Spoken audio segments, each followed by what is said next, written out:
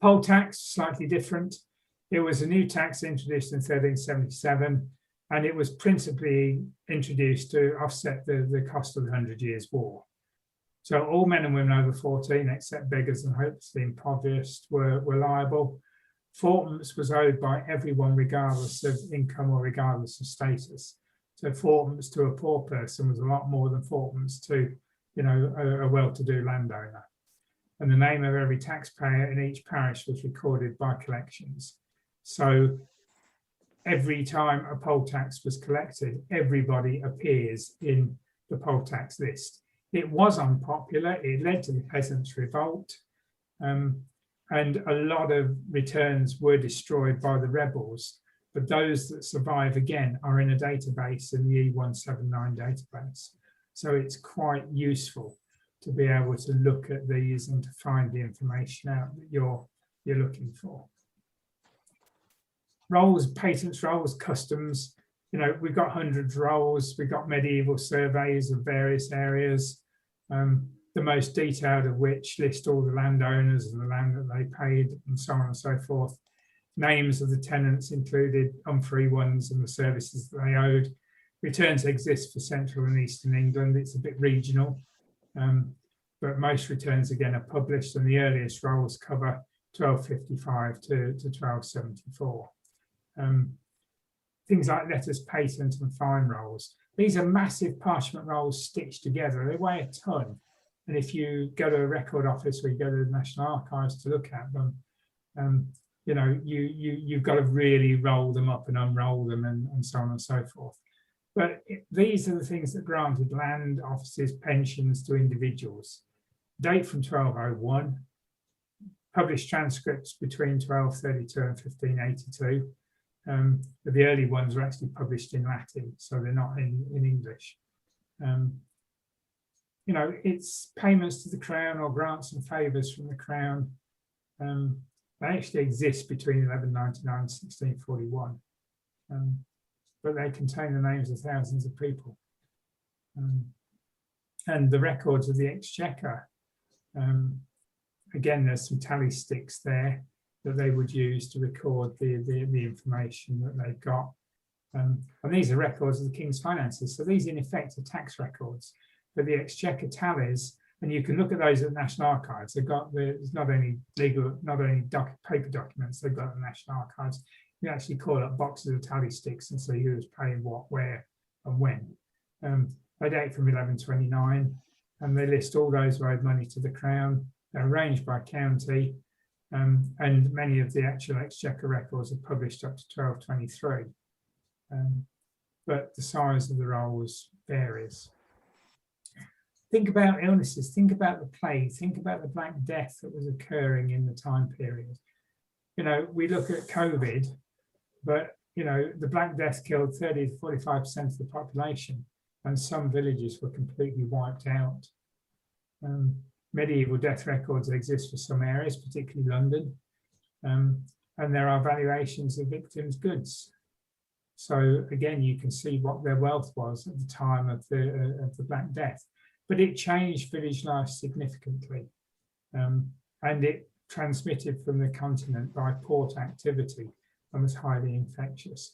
So the records of the Black Death, again, are on parchment.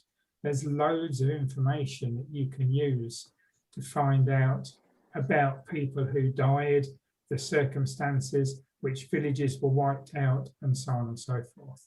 And I want to finish off just by looking at the medieval craft guilds, because the medieval craft guilds are forerunners of chambers of commerce, livery companies, and so on and so forth. And they were established to protect and prevent competition within the guild area. So they were a protection society, if you like, against people plying their trade in the area they couldn't work in. It fixed prices for work. It maintained standards of workmanship. It regulated number of members depending on the business that they were in. And they shared civic duties and leadership. So guild membership, you started life as an apprentice of a term between 5 and 9 years. You just got paid board and lodgings and training costs. You couldn't marry until you became a journeyman. and the journeyman was the next stage. So you finish your apprenticeship, and then you create your masterpiece to present to the craft guild as evidence that you understood how to do, and then you could become a master. And when you became a master, you were the proven craftsman. You could set up your own workshop, you could train apprentices, and so on and so forth. And at that point, you became a freeman of the town or company that you were part of. So the craft guilds were established in the mid-15th century. They actually introduced apprenticeships under the Statute of Apprenticeships Acts. Most of them were established by charter to protect trade. All the guilds had rules that members had to abide by. Each guild actually kept a list of members and minutes of its proceedings. All guilds endowed to look after the religious needs of their members. And the licenses to endow the craft guild are found in the patent and close rolls at the National Archives. But there are records of guild members. If you just go around the country glibly, you know, the guilds, the medieval craft guilds were set up in Gloucester in 1227, Malmesbury 1205, Bristol 1188, Dunwich 1215, Portsmouth 1194, and so on and so forth. And that's just a brief selection of the towns that actually had their own craft guilds. And again, there are published lists of members of the guild, what their occupations were, when they were operative, and so on and so forth. But, you know, there was a hierarchy, there was rules. So originally, aldermen were part of the craft guild, nothing to do with local authority, although it's evolved into that. They had stewards, they had burghers, they had freemen, they had merchants to sell their goods, and so on and so forth. And some of the rules were quite archaic, if you like, because, you know, when a guild meets, none shall come except by permission of the alderman. So in other words, you had to be invited. Refreshments shall be provided at the discretion of the alderman. That was usually a trip down the pub when they finished their meetings. None of the guild brethren shall go out of town when the guild meets. So in other words, you had to be present. 2 worthy men shall visit the sick of each guild, and each guild brother shall have one allotted to him. So they were their brother's keeper. They looked after the welfare of each other. When a guild member dies, all of the members shall meet at the service of the dead. So you were required to attend the funeral. An imprisoned member shall be liberated at guild expense. So in other words, you know, they pay the fine or the levy or the surety to get people out of jail. Poverty is not recognised as the guilds shall provide. So the trade guilds were, in effect, a welfare organisation that looked after their members. And all of these are in guild records. So there are minute books of the guild meetings, there are the accounts, they're the court books, which are the proceedings of the aldermen. In other words, these are the management committee for the guild. There's what they call the red books, which are a list of all the members and the regulations. And the information on these is usually found in record offices. And the information relates to the monopolies, the friendly society matters, the insurance, burial clubs, religious foundations, quality control, etc. And just in finishing, the medieval soldiers, medieval and early modern soldiers. There wasn't a standing army before the English Civil War. So troops and militia were made up of common men. Regiments were raised as needed. And within the feudal system, there was an obligation of tenants-in-chief, in other words, lords of the manor, to do military service either themselves or by proxy. They can contract it out to other people. There was also a contractual system.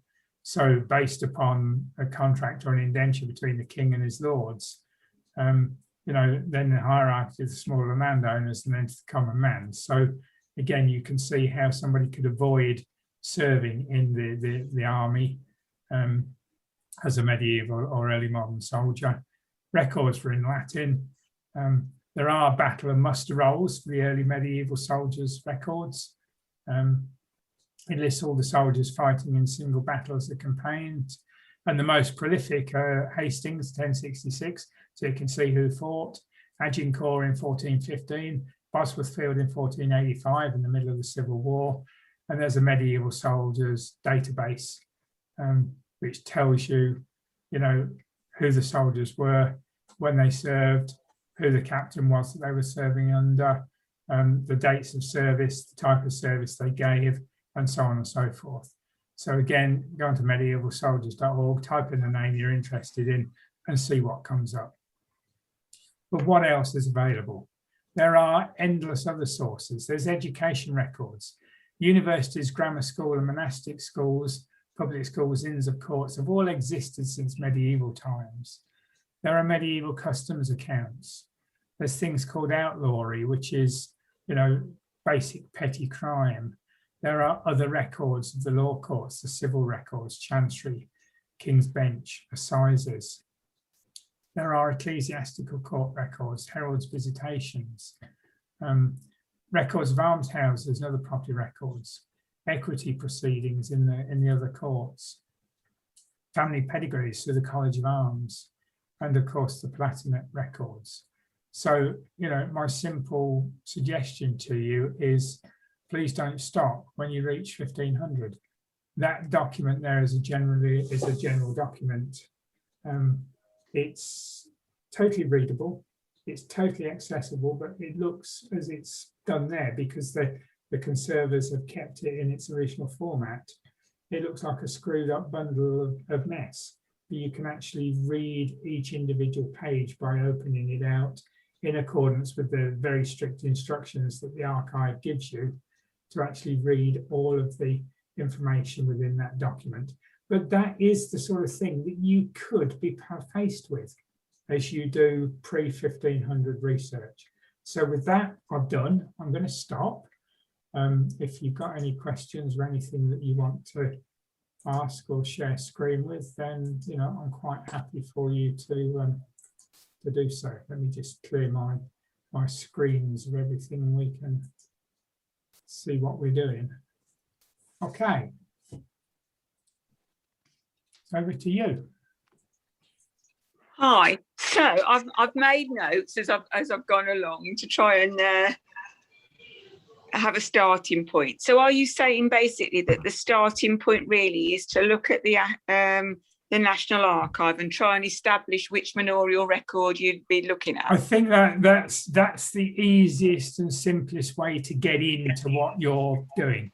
It's not the only way that you can do it, but it's because you can become familiar with manorial records in the later period. It's the easiest transition to get into looking at manorial records. So yeah, go on to the National Archives, go into the Manorial Documents Register, type in the name of your parish, see which manor covers the parish, and then see which records are available and where they are for you to go and look at it. Okay, thank you.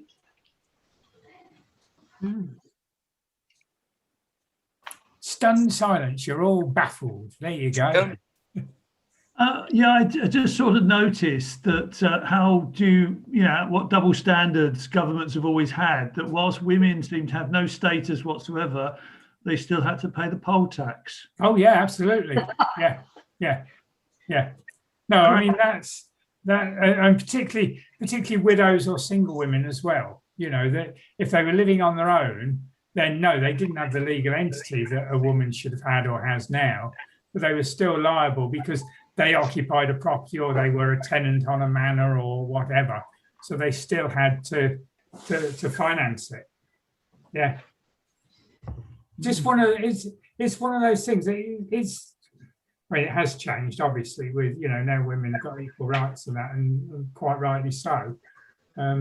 But, right up to the Married Women's Property Act in the 1880s, women were not legal entities, so women couldn't own property unless they were widows or single. Everything they owned belonged to their husband. They couldn't do anything without their husband's permission, which is why you get marriage settlements, because fathers would have a separate agreement with the husband of their daughters, that they would pay to the husband a certain amount of money that they had to make available to the wife, so she had a degree of independence. But she didn't have the money. The marriage settlement was between the bride's father and the groom, and he had to legally agree to allow her, pay her an allowance, if you like, out of this money without affecting his income. And it just goes back into the medieval period, even more so.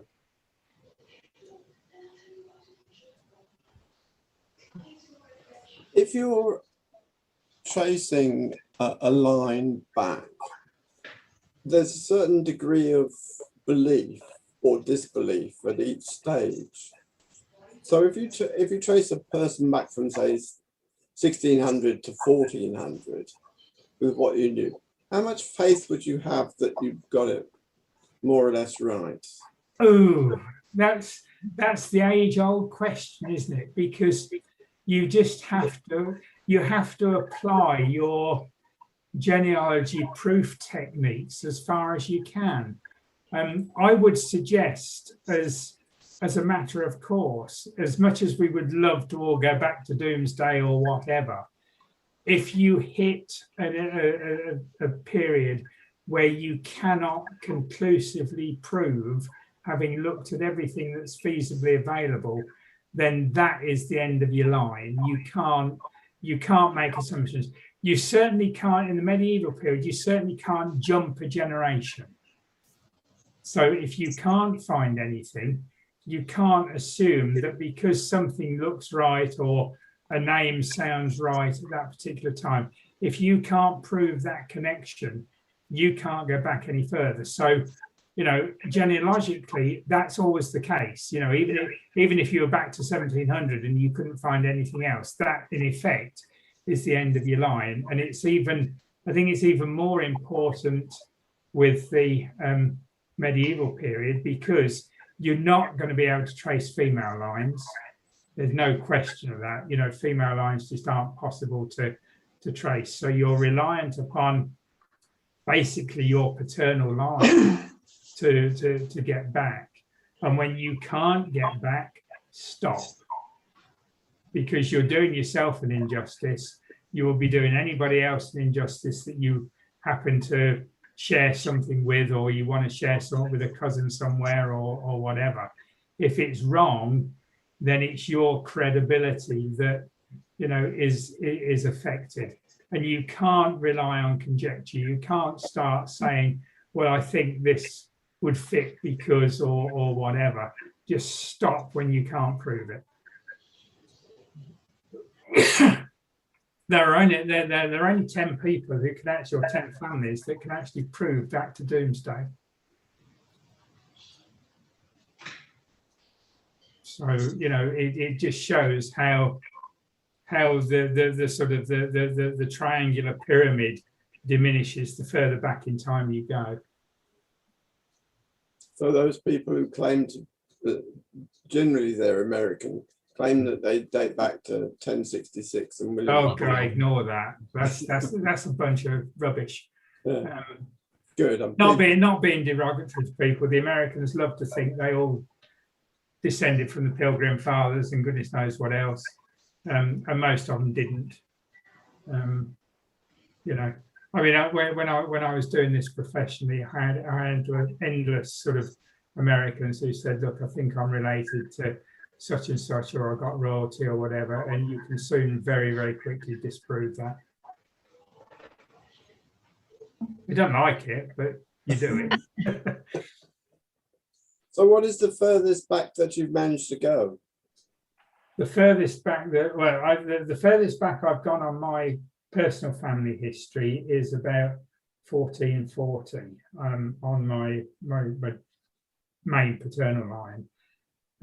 I've never gone that far back professionally, but I've gone well into the sort of the late 1400s, early 1500s, just over the border from parish registers, because again, when you're being asked to prove something, you're being paid for it, you've got to be certain that you can do it to get, to keep your clients happy. No, it's not the easiest thing in the world. But then I talked to a former colleague who was just retired from the College of Arms, and there are so many records in the College of Arms that take you right back to you know, high medieval and whatever, and have been proven to do so. So it's not impossible to do. The other thing I would say is that a lot of the documents that I've talked about tonight for the medieval period actually start before or keep going earlier on. So, you know, from the sort of early 1700s onwards, you may well be able to look at patent rolls and feats of fines and things like this before you actually get into the medieval period, and use them alongside parish registers and sort of wills and standard types of documents to enable you to sort of become more familiar with what you're doing before you have to totally rely on those as you get further back. Because don't forget, parish registers, although they can go back technically to 1530, most of them didn't start till 1519. A lot of them didn't start till after the Commonwealth period in the 1600s. So, you know, you've got a lot of gaps that you have to sort of use other things to even get back to what I call the pre-parish register period. In other words, the pre-1500 period. Well, there you go. Are there any more questions? Or are you all as shell-shocked as I am? Shell-shocked. Yeah. I mean, it's been fascinating, but it's a world I'm totally unfamiliar with. Yeah, to some extent, if you're not back that far, and you're going to be another couple of years before you get that back far, you'll probably have forgotten a lot of this. But at least it's given you a perception, an idea. And the biggest and most important aspect of this is understanding the new skills you've got to learn to do it, not necessarily the documents, because you can feed your way into the documents. But to actually learn the new skills is something, you know, it's like starting family history research all over again. You've got the new skills you need to get involved with. As I say, you know, don't wait until you're back in this period to do the National Archives paleography or Latin thing. Go and do it tomorrow if you can, you know, and just get familiar with everything that's there. Because the more you prepare now, the easier it will be when you actually get back to that period to start doing your research there. I'm wishing I paid more attention in my Latin classes when I was in Oh, don't we all, you know? Yeah, but you did say that the school Latin wouldn't be that useful, didn't you? Which made me feel yeah. the early community. Well, we had a thriving card school in the back of my class, I have to say. I mean, I can't understand English, let alone anything else. I think, you know. I would have felt, if you said that school Latin was essential, I would have felt for the first time that actually I've missed out on something. No, I mean, don't get me wrong. I mean, a lot of the wording is the same, but the tensing and things like that is totally different. And the fact that it's highly abbreviated, that's the difference between the Latin we learned at school and the classic Latin that's used in these documents. It's the abbreviation, it's the terminology. It's not the individual word. The individual word that means something is no different. That doesn't change. It's the context and the formulation of the document that changes. There is some Latin that occurs in Catholic documents, doesn't it? Yeah. And I did recognise the odd word or two in that. Yeah. I mean, if you look at, say, Liverpool or Manchester Catholic baptisms for the 1800s, they're all in Latin. But yeah, again, you see, there are some fairly cheap, readily available Latin word lists for family historians that you can buy, you know, from the SOG or IHGS or wherever, you know, that cost you a couple of quid that are literally lists of words and their Latin equivalents. And if you don't understand Latin, you know, if you don't understand that Ricardus is Richard or Johannes is John, then that's the sort of thing that will help, and it will help you now. You know, you don't have to wait until you're back in the medieval period to use them. The Irish records are the same. Yeah, Yeah. Yeah. Because of the Catholic bias to some extent. And Family Search, I've got a free translation from the from Latin. Yeah. And then you can even use Google Translate. You know, if you put Latin word in Google Translate, it comes up. It's reasonably accurate. Can't guarantee that everything is, and if we spell like the Americans spell it, but that's Google for you, you know. But you know, and again with French or what Google Translate doesn't do is use the, you know, you can't get Anglo-Norman, you can't get early modern English, you can't get, you know, classic Latin as such, but you can get Latin phraseology, you can get things. So, you know, the internet is pretty good, but I wouldn't always write. And the other thing you can do when you're in a record office is always ask the archivist if they can come and spare 5 minutes just to read something for you. That's what they're there for. You know, so if you do get stuck on reading something, you know, there's normally somebody around in an archive that will come along and say, yeah, that says such and such. They won't transcribe it for you. But again, if you know you've got the right record, get a copy of it. And if you want to, you can send it to people advertising Family Tree magazine. You know, they do Latin transcription, send them the document and they transcribe it for you. So you don't have to be a Latin expert or whatever. There are people around that will do it. Yes, it'll cost you, but it's, you know, it's an alternative to what you're doing. Just be a bit pragmatic on what you know, how you do these things. Don't struggle is the thing. You know, if you can't do it, find somebody that can, or, you know, see whether it is the right document. If it's the right document, and you can ask the archivist if it's the right document. You say to the archivist, I'm looking for this, and, you know, is this what it tells me? And they will tell you. And if it is, photograph it, send it to somebody who, you know, offers a translation service, and get it translated for 15 or 20 quid. It's well worth it.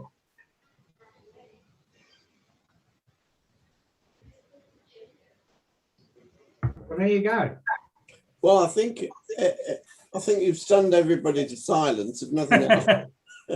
But it's been a fascinating talk, and on everybody's behalf, can I thank you for it? You're welcome. And it's taken us into realms we don't normally go, and given us some clues as to how to go about it, and basically not to be afraid of going about it, I think. No, I think that's the important thing, you know. Just don't stop. You know, if you're enthusiastic about doing this, don't stop when you get to these documents, because, you know, there's still a lot of information you can glean and a lot of information you can get as a result of it.